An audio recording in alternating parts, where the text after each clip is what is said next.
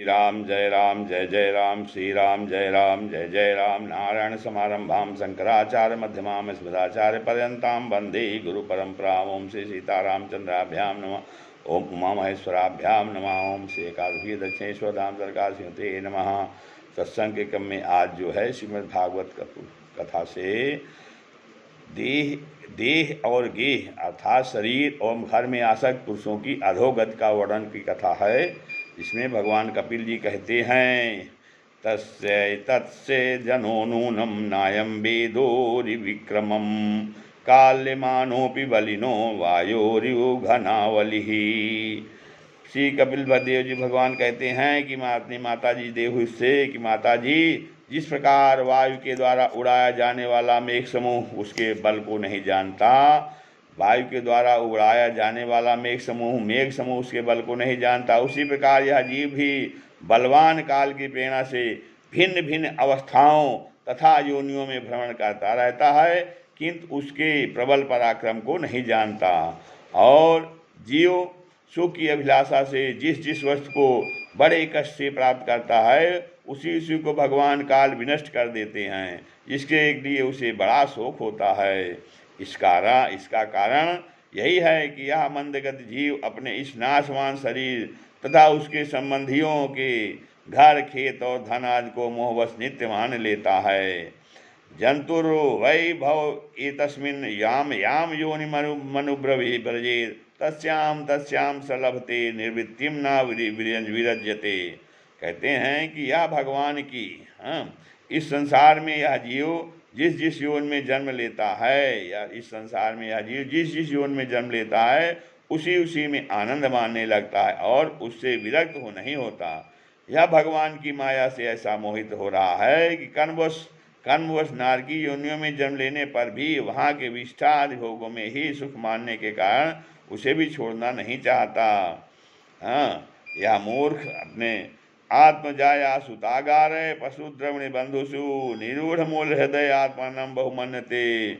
यह मूर्ख जो है अपने शरीर, स्त्री, पुत्र, गृह, पशुधन और बंधु बांधवों में अत्यंत आसक्त होकर उनके संबंध में नाना प्रकार के मनोरथ करता हुआ अपने को बड़ा भाग्यशाली समझता है। इनके पालन पोषण की चिंता से इसके संपूर्ण अंग जलते रहते हैं, तथापि दुर्वासनाओं से दूषित हृदय होने के कारण यह मूढ़ निरंतर इन्हीं के लिए तरह तरह के पाप करता रहता है। उल्टा स्त्रियों के द्वारा एकांत में संभोगादि के समय प्रदर्शित किए हुए कपटपूर्ण प्रेम में तथा बालकों की मीठी मीठी बातों में मन और इंद्रियों के फंस जाने से गृहस्थ पुरुष घर के दुख प्रधान कपटपूर्ण कर्मों में लिप्त हो जाता है। उस समय बहुत सावधानी करने पर यदि उसे किसी दुख का प्रतिकार करने में सफलता मिल जाती है तो उसे वह सुख सा मान लेता है। जहाँ तहाँ भयंकर हिंसाविद के द्वारा धन संचय कर यह ऐसे लोगों का पोषण करता है जिनके पोषण से नरक में जाता है। स्वयं तो उनके खाने पीने से बचे हुए अन्न को ही खाकर रहता है। बार बार प्रयत्न करने पर भी जब इसकी कोई जीविका नहीं चलती तो यह लोभ अधीर हो जाने से दूसरे के धन की इच्छा करने लगता है। जब मंद भाग्य के कारण इसका कोई प्रयत्न नहीं चलता और यह मंद बुद्धि धनहीन होकर कुटुंब के भरण पोषण में असमर्थ हो जाता है, तब अत्यंत दीन और चिंतातुर होकर लंबी लंबी सांसें छोड़ने लगता है। इसे अपने पालन पोषण में असमर्थ देखकर वे स्त्री पुत्रादि इसका पहले के समान आदर नहीं करते। जैसे कृपण किसान बूढ़े बैल को ही उपेक्षा कर देते हैं, फिर भी इससे वैराग्य नहीं होता। जिन्हें उसने स्वयं पाला था वे ही अब उसका पालन करते हैं। वृद्धावस्था के कारण इसका रूप बिगड़ जाता है, शरीर रोगी हो जाता है, अग्नि मंद पड़ जाती है, भोजन और पुरुषार्थ दोनों ही कम हो जाते हैं। वह मरणोन्मुख होकर घर में पड़ा रहता है और कुत्ते की भांति स्त्री पुत्रादि के अपमान पूर्वक दिए हुए टुकड़े खाकर जीवन निर्वाह करता है। मृत्यु का समय निकट आने पर वायु के उत्क्रमण से इसकी पुतलियां चढ़ जाती हैं, श्वास प्रश्वास की नलिकाएं कब से रुक जाती हैं, खांसने और सांस लेने में भी इसे बड़ा कष्ट होता है तथा कब बढ़ जाने के कारण कंठ में गुड़गुड़ाहट होने लगती है। यह अपने शोकातुर बंधु बांधवों से घिरा हुआ पड़ा रहता है और मृत्युपाश के वशीभूत हो जाने से उनके बुलाने पर भी नहीं बोल सकता। इस प्रकार जो मूढ़ पुरुष इंद्रियों को न जीत का निरंतर कुटुंब पोषण में ही लगा रहता है, वह रोते हुए स्वजनों के बीच अत्यंत वेदना से चेत होकर मृत्यु को प्राप्त होता है।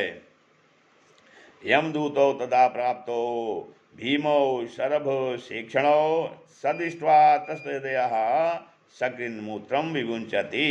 और इस ऐसे अवसर पर उसे लेने के लिए जाति भयंकर और रोष युक्त नेत्रों वाले जो यमदूत आते हैं, जो 2 यमदूत आते हैं, उन्हें देखकर वह भय के कारण मनमूत्र कर देता है। और यातना देह आवृत्ते पाशैर्बद्ध्वा गले बलात् न तो दीर्घ मध्वानम दंड्यम राजभटाय था। और वे यमदूत उसे यातना देह में डाल देते हैं और फिर जिस प्रकार सिपाही किसी अपराधी को ले जाते हैं, उसी प्रकार उसके गले में रस्सी बांधकर बलात् यमलोक की लंबी यात्रा मुझसे ले जाते हैं। उसकी घुड़कियों से उसका हृदय उनकी घुड़कियों से उसका हृदय फटने और शरीर कांपने लगता है।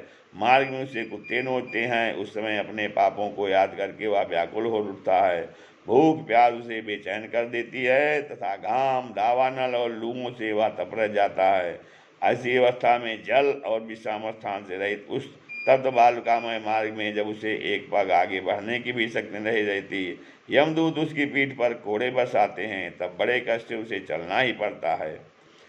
वह जहाँ जहाँ थक कर गिर जाता है, मूर्छा जाती है, चेतना आने पर फिर उठता है। इस प्रकार अति दुख में अंधेरे मार्ग से अत्यंत क्रूर यमदूत उसे शीघ्रता से यमपुरी को ले जाते हैं। यमलोक का मार्ग 99,000 योजन है। इतने लंबे मार्ग को 2 ही 3 मुहूर्त में तय करके वह नरक में तरह तरह की यातनाएं भोगता है। योजना नाम सहस्राणी नवतिम नवचाध्वनः त्रिभुर्मुहूर्त द्वाभ्याम वा नीता प्राप्त होती यातना। अर्थात यमलोक का मार्ग 99,000 योजन है। इतने लंबे मार्ग को 2 ही 3 मुहूर्त में तय करके वह नरक में तरह तरह की यातनाएं भोगता है।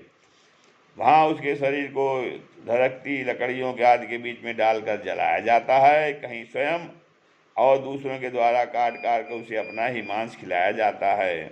यमपुरी के कुत्तों अथवा गिद्धों द्वारा जीते जी उसकी आंतें खींची जाती हैं। सांप, बिच्छू और डांस आदि डसने वाले तथा डंक मारने वाले जीवों से शरीर को पीड़ा पहुंचाई जाती है। शरीर को काट काट कर टुकड़े टुकड़े किए जाते हैं। उसे हाथियों से चिरवाया जाता है, पर्वत शिखरों से गिराया जाता है अथवा जल या गड्ढे में डालकर बंद कर दिया जाता है।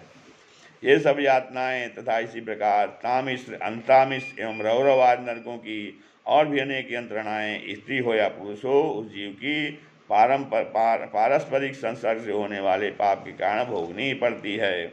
माता जी, कुछ लोगों का कहना है कि स्वर्ग और नरक तो इसी लोक में हैं, क्योंकि जो नार की यातनाएं हैं वे यहाँ भी देखी जाती हैं। एवं कुटुंबम विभ्राण उदम्भर एव वा विसिज्ये हो भयम प्रेत्य भुंगते तत्फलमिदिशम।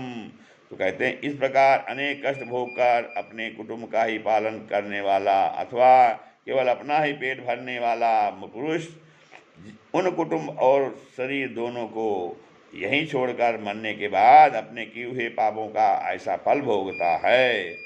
और अपने शरीर को यहीं छोड़कर प्राणियों से देह करके एकत्रित किए हुए पाप रूप पाथे को साथ लेकर वह अकेला ही नरक में जाता है।